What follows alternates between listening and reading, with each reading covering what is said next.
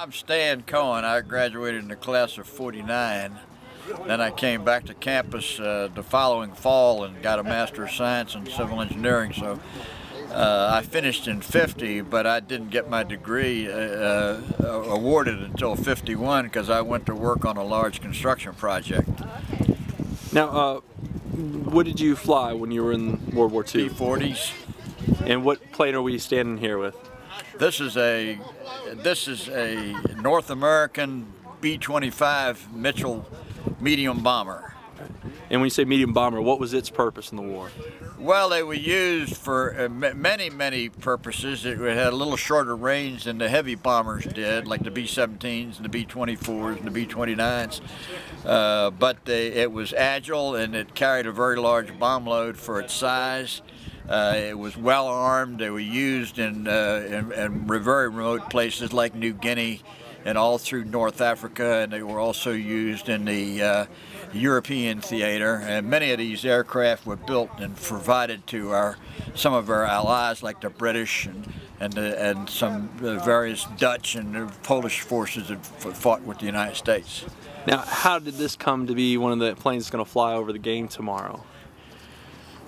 Well, I met the man who was the founder of this Tri-State Warbird Museum a couple of years ago, and we had lunch together one day, and he told me about how he had the concept of beginning this. He wanted to leave something for posterity, so he thought he would sponsor the development of a Warbird Museum of World War II aircraft.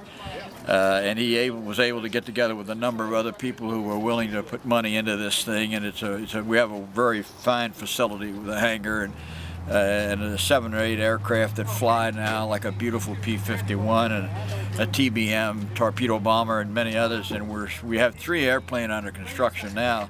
And I mentioned to him, I wonder if there's something that I could do. He said, well, what would you like to do? And I said, well, I really would like to fly that B-25 down to Virginia Tech for a football game.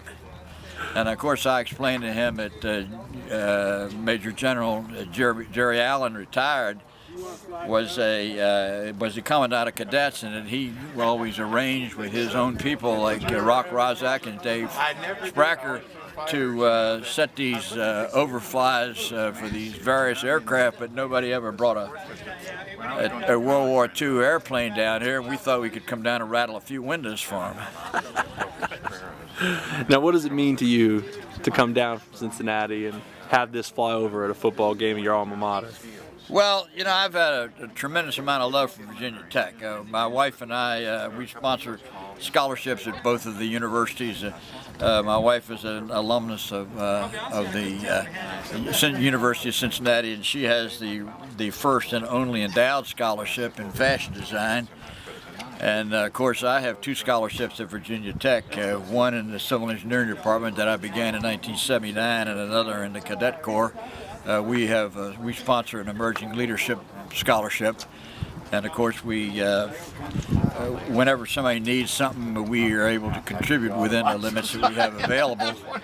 And I just felt like this would be a really great thing to do, you know.